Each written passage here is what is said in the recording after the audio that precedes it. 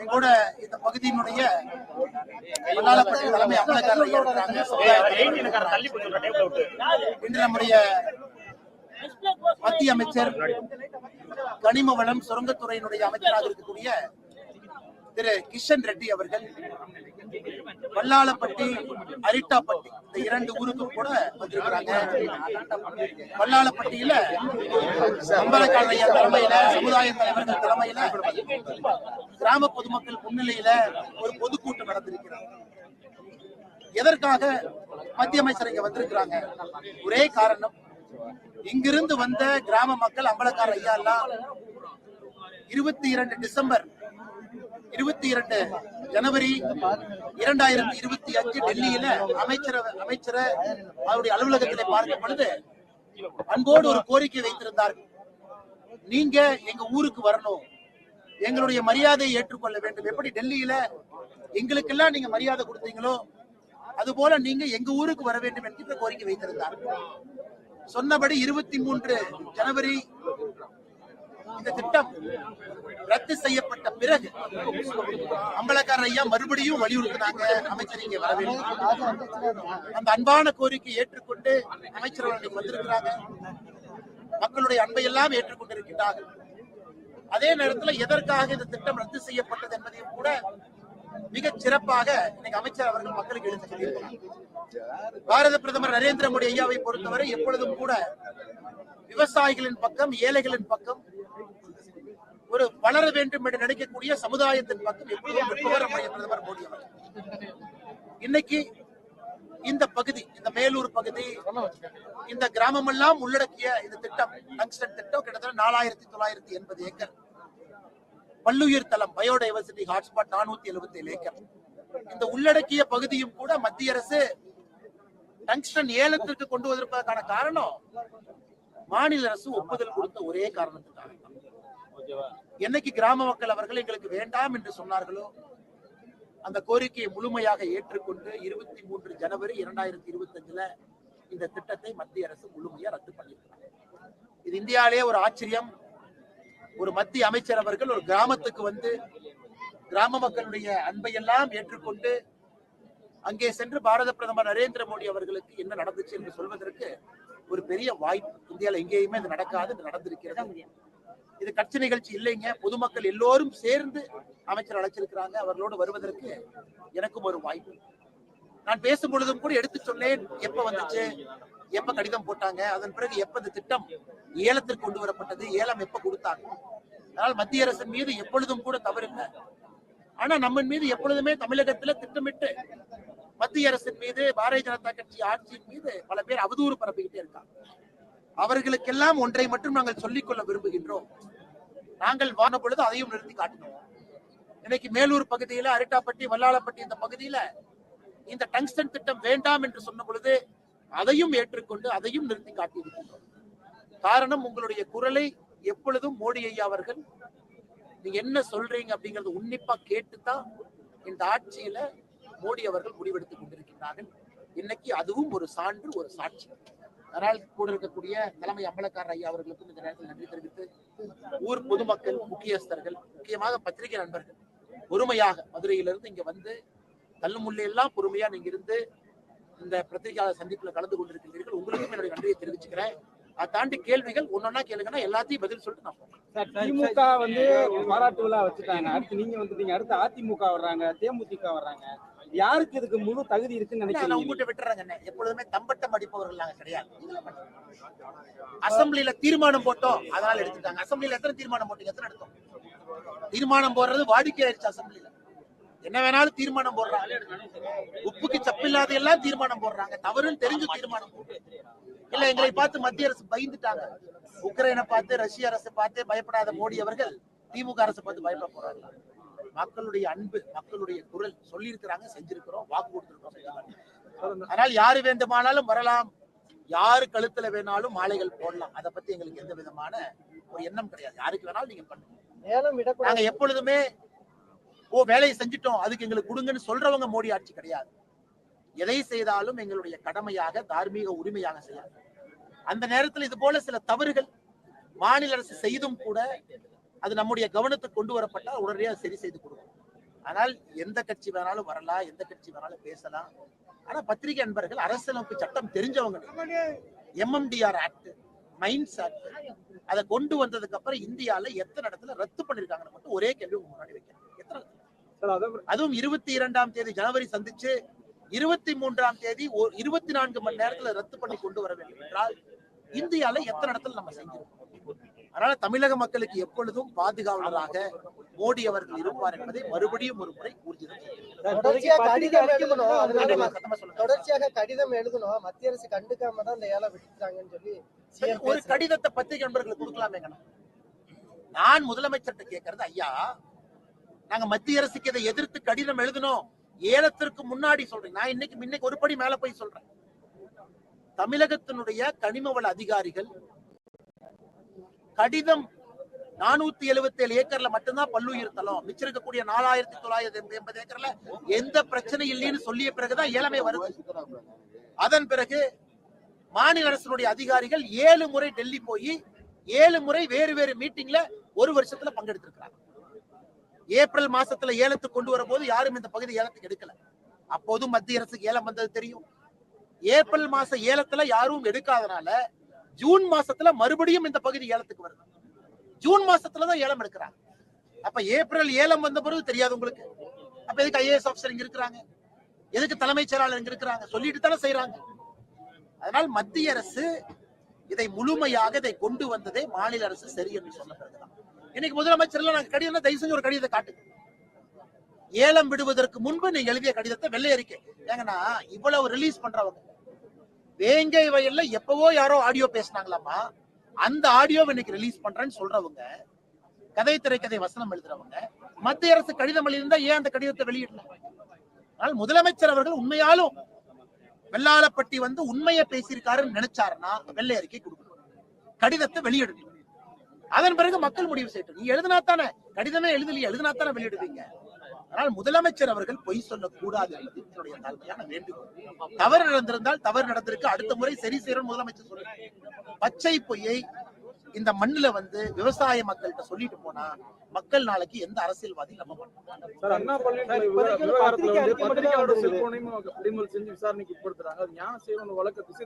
இவங்க முதல்ல யார் இந்த சாரை கண்டுபிடிக்கலையா? சாரை கண்டுபிடின்னு சொன்னா பத்திரிகையாளரை போய் கூப்பிட்டுருக்காங்க.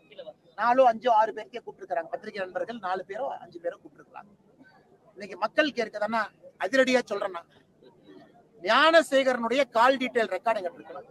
பத்திரிகை நண்பர்களை இழுத்து அவங்க செல்போனை, பத்திரிகை நண்பர்கள்னா நான் எப்படி CDR வாங்கணும் அது மாதிரி தான் நீங்களும் FIR வாங்கணும். அப்படித்தான், அது உங்களுடைய தர்மம். என் தர்மம். ஏன்னா ஆளுங்கட்சி நீங்க இல்ல, அதிகாரம் உங்க கையில் இல்ல. ஒரு பத்திரிகை நண்பர்களுக்கு FIR எப்படி கிடைக்கும்? அது லீக் ஆன FIR சுத்தி சுத்தி பத்திரிகை நண்பர்களுக்கு வரும். அப்பதான் பத்திரிகை நண்பர்கள் செய்தி போட முடியும். இன்னைக்கு லீக் ஆன FIR எப்படி பத்திரிகையாளர் செல்போனுக்கு வந்துச்சுன்னா லீக் பண்ணவ யாரு? இன்னைக்கு கேள்வி லீக் பண்ணவ யாருங்கிறதான் கேள்வி. இல்ல காவல்துறை ரைட்டரை கூப்பிட்டுருக்கிறோம், அந்த ஆய்வாளரை போயிருக்கிறோம். இன்னைக்கு ஒரு DSP அந்த கேஸ்ல இருந்து நான் கேஸை இன்வெஸ்டிகேட் பண்ணி வெளியே போயிருக்கிறேன். அவரை புடிங்கன்னா நீ லீக் ஆன என் செல்போன்ல தான் லீக் ஆன FIR இருக்கு, என்னையும் கூப்பிடு. அந்த FIR படிச்சுட்டு தான் நான் பேசுனேன். எனக்கு அனுப்பிச்சது யாரு? எனக்கும் லீக் ஆகி போனா எனக்கு அனுப்புறாங்க. அதை பார்த்து தான் பொது வாழ்க்கையில் இருக்கக்கூடிய நீங்களோ நானோ அதை பார்த்து தாங்க பேச முடியும். FIR படிக்காம நான் பத்திரிகையாளர் சந்திப்பு நடத்த முடியுமா? அதனால் மறுபடியும் இந்த SIT அதிகாரிகள் மாநில அரசுக்கு வேண்டுகோள் வைக்கிறேன். இப்படித்தான் நீங்க இன்வெஸ்டிகேட் பண்ணணும்னு நினைச்சீங்கன்னா எனக்கும் CDR வெளியிட தெரியும், எனக்கு வெளியிட தெரியும். தமிழ்நாட்டு மக்களுக்கு 23ஆம் தேதி அந்த குற்ற செயல் செய்த பிறகு அவன் யார்கிட்ட பேசினா சொல்லுவோம். 24ஆம் தேதி யார்கிட்ட பேசினா FIR ஏன் டிலே ஆச்சு? அதன் பிறகு அவனோடு சம்பந்தப்பட்ட திமுக காரங்க யாரு எனக்கும் சொல்ல தெரியும். ஆனா நீங்க வேலை செஞ்சு யார் அந்த சாரை பிடிக்கும்? காவல்துறை வேலையை நானும், காவல்துறை வேலையை பத்திரிகை நண்பர்களும் செய்யும். அதனால பத்திரிகை நண்பர்களை அழைத்து அவங்களை மிரட்டி செல்போனை கொடுத்துட்டு போ, நீ டெலீட் பண்ணியிருந்தா கூட நான் சாப்ட்வேர்ல போட்டு டெலீட் பண்ணதெல்லாம் எடுப்பேன். ஆனா பத்திரிகையாளர் உள்ள செல்போன்ல இல்ல லீக் ஆன செல்போனை கண்டுபிடிச்சோம்னா தயவு செஞ்சு முதலமைச்சர் அவர்களே அந்த பத்திரிகை நண்பரை அழைச்சு ஒரு பாராட்டு பத்திரம் கொடுங்க. ஏன்னா பத்திரிகையாளர் தன்னுடைய வேலையை கரெக்டா செஞ்சிருக்காருன்னு அர்த்தம். பத்திரிகையாளர் செல்போன்ல அது இல்லைன்னா தான் பத்திரிகையாளர் தன் வேலையை சரியாக செய்யவில்லை அர்த்தம். எப்படி நியூஸ் கொடுப்பீங்க வெளியே? ஆளுங்கட்சி அறக்குறீங்க, நியூஸ் கொடுக்க கூடாது, வெளியே பேசினா கைது பண்ணுவேன். அதே லீக்கான எஃப்ஐஆர் எனக்கு வந்துச்சு, நான் யாருக்கு அனுப்பல, படிச்சுட்டு பத்திரிகையாளர் சந்திப்பு நடத்துறேன். எப்படியாவது லீக் பண்ணீங்க, ஏன் இவ்வளவு விரசமா எழுதி இருக்கிறீங்க, ஏன் விக்டிம் ஷேமிங் பண்றீங்க, எனக்கு வராம எப்படி சொல்லுங்க?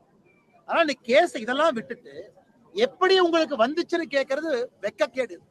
அதனால இந்த விஷயத்துல பத்திரிகையாளர்களோடு முழுமையாக நாங்கள் இருக்கின்றோம். ஏதாவது ஒரு பத்திரிகையாளரை ஹராஸ் பண்ணாங்கன்னா பாரதிய ஜனதா கட்சியினுடைய எங்க அட்வொகேட் உங்களுக்கு ஆஜராவாங்க, கட்சி சார்பு இல்லாம. சுப்ரீம் கோர்ட்டுக்கு நீங்க போனீங்கன்னா அந்த செலவையும் பாரதிய ஜனதா கட்சி ஒரு நீங்க யாரா வேணாலும் இருக்கு, உங்களுக்கு எந்த சித்தாந்தம் வேண்டுமானாலும் இருக்கட்டும், நீங்க ஆளும் கட்சி எதிர்கட்சி, ஆனா பத்திரிகையாளர் என்கின்ற ஒரே வார்த்தைக்காக உங்களுக்கு லீகல் சப்போர்ட்டை நாங்க பண்றோம். எப்படி உங்களை பிடிச்சி உள்ள போடுவாங்கன்னு பாருங்க. அதனால நீங்க அடுத்த கேள்விக்கு, ஆனா சிடிஆர் எப்ப வெளியிடுவீங்கன்னு கேட்பீங்க. வெளியிடத்தான் போறேன், நான் சிடிஆர் செக் பண்றேன், வந்தவங்க சரியா கரெக்டான நம்பரா. அதனால என் கையில சிடிஆர் இருக்கு. ஒருவேளை எஸ்ஐடி அந்த வேலையை செய்யலினா நான் சிடிஆரை வெளியிட வேண்டிய கட்டாயம் எனக்கு நிச்சயமா இருக்கு. நான் செய்யத்தான் போறேன். நானும் பொறுமையா காத்திருக்கேன், அந்த பொண்ணுக்கு நியாயம் கிடைக்குமான்னு பார்த்துட்டு இருக்கேன். அதெல்லாம் விட்டுட்டு கேஸை டைவர்ட் பண்ணி எங்கெங்கயோ கொண்டு போயிட்டு இருக்கிறாங்க. கேஸ் லாஜிக்கல் எண்டுக்கே போல, சைட்ல எங்கேயோ வண்டி ஓடிட்டு இருக்கு. அதனால் முதலமைச்சர் அவர்களுக்கு மறுபடியும் ஒரு முறை சொல்றேன், அண்ணா யூனிவர்சிட்டிக்கு போகாத முதலமைச்சர் வல்லாளப்பட்டிக்கு வந்த பொழுதே தெரிஞ்சது எங்கே அரசியல் இருக்கிறது என்பதை முழுமையாக நான் புரிந்து கொள்கிறேன். மக்கள் ஆர்ப்பாட்டம் நடத்தும் பொழுது வல்லாளப்பட்டிக்கு வராத முதலமைச்சர், 18 கிலோமீட்டர் 1 லட்சம் பேர் நடந்த பொழுது வராத முதலமைச்சர், எல்லாம் முடிஞ்சு அவசரமாக குடியரசு தினம் காலையில கொடியேற்றிட்டு அவசரமா ஓடி வர்றாரு. ஏன்? அவரை முந்தி யாரும் வந்துடக்கூடாது, நம்ம வர வேண்டும் என்று. அம்பலக்கார ஐயாவுக்கு அரசியலுக்கு சம்பந்தம் இல்லை, எது நீங்க கேள்வி இருக்கான்னு நான் சொல்றேன், ஐயா தப்பா நினைச்சு கூடாது. அதிலே வேகம் காட்டிய முதலமைச்சர் அண்ணா பல்கலைக்கழக வழக்கில் ஏன் வேகம் காட்ட மாட்டீங்க? இது முழுசா உங்க ஸ்டேட், உங்க வழக்கு, நீங்க தான் சிஎம், இதுல அந்த வேகத்தை காட்டுங்களேன். கட்சியை விட்டு ஞானசேகரன் இன்னும் சஸ்பெண்ட் பண்ணல. அதனால தயவு செஞ்சு இந்த மீடியா ட்ரையல், மீடியா ஹராஸ்மெண்ட் பண்ணாதீங்க என்பதை தாழ்மையோட மறுபடியும் கேட்டு. சென்னை ஈசிஆர்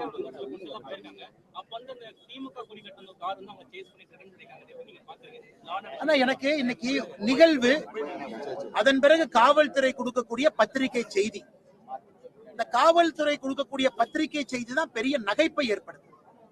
இதுவரை காவல்துறை கொடுத்த எல்லா பத்திரிகை செய்தியும் உங்க முன்னாடி நான் சொல்றேன். கோயம்புத்தூர் சூசைட் பிளாஸ்ட், டிஜிபி பத்திரிகை செய்தி, இது சூசைட் பிளாஸ்ட் இல்லைங்க, சிலிண்டர் வெடிச்சது, ஒரு பால்ரஸ் குண்டு தேவையில்லாம இங்க வந்துச்சு. டிஜிபி அறிக்கை கொடுக்கிறார், அது முழுவதும் போய் என்ஐஏ சார்ஜ் ஷீட்ல தெரிஞ்சிருச்சு. அண்ணா நகர்ல பாலியல் வழக்கு, சுப்ரீம் கோர்ட் எஸ்ஐடி போட்டிருக்காங்க, டிஜிபி அறிக்கை கொடுக்கிறார், இல்ல அந்த இன்ஸ்பெக்டர் அம்மா எதுவுமே பண்ணல, யாரையும் துன்புறுத்தல, எஸ்ஐடி முதல்ல கை வைக்கிறது இன்ஸ்பெக்டர் அம்மா. இன்னைக்கு ஈசிஆர்ல பெண்கள் கார்ல போறாங்க, கயவர்கள் 4 பேர் வண்டியை நிறுத்திட்டு அவ்வளவு அட்டூழியம் பண்றாங்க. அதற்கு காவல்துறை அறிக்கை கொடுக்கறாங்க, தப்பு பெண்கள் மேலதான், ஏன்னா அவங்க வண்டி போகும்போது அவங்க இடிச்சுட்டு நிக்காம போனாங்க. அந்த பசங்களுடைய பிஹேவியர், அவங்க நடந்து கொண்ட விதம் பார்த்தா எல்லோருக்குமே தெரியும் அது பாலியல் ரீதியான பிஹேவியரை தவிர வண்டி இடிச்சுட்டு வந்தாங்க, அதனால வண்டியை கொண்டே நிறுத்துறாங்க. அதனால எத்தனை முறை காவல்துறை பொய்யான அறிக்கை கொடுத்து எத்தனை முறை தங்களுடைய முகத்துல அவர்களே கரி பூசி கொள்வார்கள். நான் உங்களுக்கு சுட்டி காட்டுறேன். அதனால ஈசிஆர் நடந்திருக்கு, ஆக்ஷன் எடுக்கிறோம், புடிச்சு உள்ள வைக்கிறோம், பெட்ரோல் வெஹிக்கிள் அதிகப்படுத்துறோம் நீங்க சொல்லுங்க, நாங்க எல்லாம் பாராட்டுறோம். அதை விட்டு ஒரு விஷயத்திலையும் பெண்களையே குற்றவாளிகள் ஆக்குறீங்க. அவங்க தப்பு பண்ணாங்க, நாங்க என்ன பண்ண முடியும்? அந்த பொண்ணு தப்பு பண்ணுச்சு, லவ்வரோடு இருந்தாங்க, நாங்க என்ன பண்றது? எஃப்ஐஆர்ல அண்ணா யூனிவர்சிட்டி. அதனால இதை வன்மையாக கண்டிப்பது மட்டுமல்ல, இந்த கேடுகட்ட செயலுக்கு தயவு செய்து தமிழக காவல்துறை நீங்க துணை போகாதீங்கன்னு ஒரு காவல்துறை நண்பர்களுடைய பாதத்தை தொட்டு வணங்கி நான் கேட்டுக்கிறேன். தயவு செஞ்சு இதை பண்ணாதீங்க. தப்புனா தப்புன்னு சொல்லுங்க. ஏதோ ஒரு அதிகாரி அந்த போஸ்டிங்ல இருக்கணும், சென்னையில டிசிபியா இருக்கணும், சென்னையில கமிஷனரா இருக்கணும், இங்க சுத்திக்கிட்டு இருக்கணும், தாம்பரத்துல கமிஷனரா இருக்கணும், யாரோ ஒரு அதிகாரி இந்த மாதிரி அறிக்கையை டைப் பண்ணி கொடுக்குறாங்க. அதே ஈசிஆர்ல என் வீடு இருக்கு, அதே ஈசிஆர்ல என் வீட்டுல பாரதிய ஜனதா கட்சி கொடியேற்றினாங்க. கரெக்டா? அந்த குற்றம் நடந்த இடத்துல இருந்து 500 மீட்டர்ல என் வீடு இருக்கு. என்ன வேகம்? தாம்பரம் கமிஷனர் ஸ்பாட்ல எத்தனை பாரதிய ஜனதா கட்சியை கைது பண்ணீங்க? 10 பேர். எத்தனை நாள் உள்ள வச்சிருந்தீங்க? 14 பேர். என்னத்த பண்ணாங்க? மாநில தலைவர் வீட்டுல பிஜேபி கொடியேத்துறாங்க. அதே என்னுடைய வீட்டிலிருந்து அதே 500 மீட்டர் தூரத்துல இதே ஈசிஆர்ல இந்த பெண்கள் என்ன பண்ணீங்க? நாங்க ஆக்ஷன் எடுக்க மாட்டோம். ஏன்னா திமுக கொடி இருக்கு, பெண்கள் தான் குற்றவாளிகள் நாங்க நெரேட்டிவ் செட் பண்ணுவோம். ஒரு 2 நாள் பேசி பெண்களை அசிங்கப்படுத்துவோம். அந்த பெண்களே பயந்துக்குவாங்க. அவங்களே போலீஸ் ஸ்டேஷன் வந்து ஐயா நாங்க தான் கார் அடிச்சோம் அந்த பெண்களையே சொல்ல வைப்பாங்க. அதான் திமுக ஸ்டைல். வெக்க கேடா இல்லையா? அதே 500 மீட்டர்ல கொடி ஏத்துறதுக்கு அவ்வளவு காட்டுனீங்க. கமிஷனர் ஸ்பாட்டுக்கு போனாரா? இதுக்கு முன்னாடி தாம்பரம் கமிஷனர் வீட்டுக்கு வந்தாருல்ல, அந்த கொடியை புடிச்சிட்டு வாங்கடான்னு. அதிலே காட்டிய வேகம் ஈசிஆர்ல மீது பாலியல் நானும் வெறுத்து போயிருக்கிறேன். பொய்யை சொல்றாங்க, பொய்யை திரும்ப திரும்ப சொல்றாங்க, சொன்ன பொய்யை உண்மையாக்க முயற்சி பண்றாங்க. இதுதான் இன்னைக்கு திமுகவுடைய ஆட்சியினுடைய சென்னை வரும் அமித்ஷா அவர்களுக்கு கருப்பு கொடி காட்டப்படும் அப்படின்னு சொல்லிட்டு செல்வ பெருந்தகை சொல்லிட்டு தயவு செஞ்சு காட்டுங்கண்ணா. எனக்கு என்ன, நல்லா காட்டுங்க. கருப்பு கொடி பத்திலாம் நானே வாங்கி கொடுக்குறேன். நீ கருப்பு கொடி காட்டுறனால ஏன்னா அமித்ஷாஜி கால் இருக்கிற தூசி கீழே விழுந்துருமா? நீ கருப்பு கொடி காட்டுறனால அமித்ஷா விமானம் டேக் ஆஃப் ஆகாதா? நீ கருப்பு கொடி காட்டுறனால அமித்ஷாஜி பயந்து ஐயோ நான் உள்துறை அமைச்சர் ரிசைன்மெண்ட் நான் போய் அகமதாபாத்ல இருந்துக்குன்னு சொல்றாரா? நீ கருப்பு கொடி காட்டு. உனக்கு என்ன? ஆளுங்கட்சியில் இருக்கிறோம், கூட்டணியில் இருக்கோம், காவல்துறை எங்களை கருப்பு கொடி காட்ட அலோவ் பண்ணுவாங்க, யாரும் எதுவும் பண்ண மாட்டாங்க. நான் கருப்பு கொடி காட்டுறேன், தயவு செஞ்சு காட்டுங்க. கருப்பு கொடி பத்துலாம் சொல்லுங்க, நாளே வாங்கி அனுப்புறேன். அதனால கருப்பு கொடி, வெள்ளை கொடி, சிவப்பு கொடி, பச்சை கொடி, என்ன கலர் கொடி வேணுமோ பிஜேபி ஆபீஸ்ல இருந்து வாங்கி காங்கிரஸ் எல்லாத்துக்கும் அனுப்பி வைக்கிறேன். ஆனா காங்கிரஸ் இப்ப வந்து தமிழ்நாட்டுல வளராதனால அவங்ககிட்ட காசு இருக்குமான்னு தெரியல. அதனால நானே கை காசு போட்டு கொடி வாங்கி அனுப்புறேன். அதனால செல்வ பெருந்தகர் கருப்பு கொடி காட்டக்கூடாது. கருப்பு பனியன், கருப்பு உள்ளாடை, கருப்பு சட்டை, கருப்பு வேட்டி, கருப்பு பெயிண்ட், கையில கருப்பு பெயிண்ட் போட்டு ரோட்ல வந்து நிக்கணும், பூத மாதிரி நிக்கணும். கருப்பு பெயிண்ட் வேணாலும் வாங்கி கொடுக்குறேன். இவர் கருப்பு கொடி காட்டினாலும் நாங்க பயந்துருவோமா? விமானம் இறங்கும், அவரு தரையில இறங்குவாரு, வேலையை செய்வாரு, திரும்ப விமானம் டேக் ஆஃப் ஆகும், டெல்லிக்கு போவார். அதனால கருப்பு கொடியோடு வேறு வேறு கலர் கொடியும் சேர்த்து காட்டு. இந்த சென்னை ஈசிஆர் சம்பவத்துல அந்த பெண்களோட பெயரையும் வெளியிட்டு இருக்காங்க. தொடர்ச்சி அந்த மாதிரி பாதிக்கப்பட்ட அவங்க very clear. Victim shaming, victim shaming. பெண்களை போட்டு பயமுறுத்திட்டு அந்த பொண்ணுங்க பயந்துக்குவாங்க. நீங்கள் நானும் ஏத்து நிக்கிறோம். நாளை கால அந்த பெண்ணே வந்து சொல்லும், ஐயா நான் தான் அந்த காரை இடிச்சேன், தப்பு எம்மாலதான். அந்த பெண்ணையே அவங்க சொல்ல வைப்பாங்க. பயந்து போய் அந்த பெண் சொல்லத்தான் போறாங்க. நீங்க பாருங்க 2 நாள் நடக்குதா இல்லையான்னு பாருங்க. அப்ப அந்த பெண் ஓடிடும். அதனால ஒரு மேட்டர்லயும் யாரு குற்றவாளியோ அவர்களை நிரபராதியாகவும், யாரு மேல குற்றம் நடத்தப்பட்டதோ அவர்கள் குற்றவாளியாகவும் ஜோடித்துக் கொண்டிருக்கின்றார். வேங்கை வயல் சம்பவம் கிளாசிக். யாராவது ஒருத்தர் அந்த ஆடியோ வீடியோ நம்புவாங்களா? யாராச்சும் ஒருத்தர் அந்த ஆடியோ நம்புவாங்களா? யாராச்சும் ஒருத்தர்? 1 வருஷம் கழிச்சு 2 ஆடியோ வெளியிட்டு செட்டிங் பண்ணி 2 பேர்த்த பேச விட்டு அப்படி பண்றீங்களே, எல்லாம் நியாயமாங்கய்யா? ஏழை மக்கள் எல்லாம் வயிற்று அடிச்சுட்டு உட்கார்ந்து இருக்காங்க, எல்லாம் பண்றீங்களே, நியாயமா? நான் திரும்ப திரும்ப கேட்கிறேன், சிபிஐ கொடுங்க, நாங்க கண்டுபிடிச்சு தர்றோம். சிபிஐ கொடுங்க. சரி எங்களால முடியல, சிபிஐ பண்ணு கொடுங்க, நாங்க பண்றோம். சிபிஐட்டையும் கொடுக்க மாட்டீங்க, நீங்களும் பண்ண மாட்டீங்க. கேஸ முடிக்கணுங்கிறதுக்காக அதே சமுதாயத்துல 2 பேர்த்த ஃபிட் பண்றீங்க. ஏன்னா அப்பதான் ஜாதி மோதல் வந்துடக்கூடாது. எப்படி எல்லாம் யோசிக்கிறீங்க? இவ்வளவு தூரம் யோசிக்கிறது அந்த கேஸுக்கு யோசிச்சா ஒரு நல்ல தீர்வு கிடைக்கும்ல ஐயா? அந்த ஆங்கிலம் மட்டும் அப்படியே ஆங்கிலத்துல பேசிட்டுமா? வெளியே வந்தா உங்களுக்கு நன்றி.